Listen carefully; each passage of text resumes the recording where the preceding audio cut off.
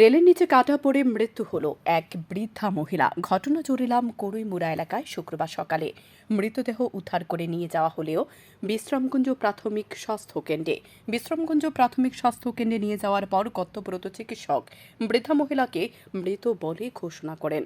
জানা যায়, আগরতলা থেকে সাবরুম দ্রুতগামী ট্রেনে শুক্রবার সকালবেলায় বিশালগড় রেল স্টেশন হয়ে বিশ্রামগঞ্জ রেল স্টেশন পৌঁছানোর আগেই চরিলাম কড়ইমুড়া এলাকায় দ্রুতগামী রেলের নিচে কাঁটা পড়ে মৃত্যু হল দক্ষিণ চরিলাম কড়ইমুড়া এলাকার 60 বছরের বৃদ্ধা কাজল নমর।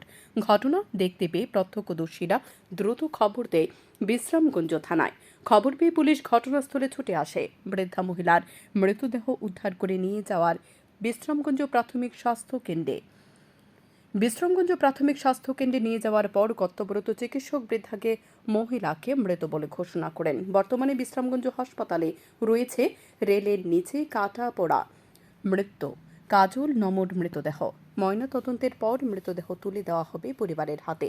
এদিকে বৃদ্ধা মহিলার মৃত্যুতে কান্নায় ভেঙে পড়েন আত্মীয় স্বজন, বন্ধু বান্ধব, পাড়া প্রতিবেশী। Bureau report, news daily Bharat.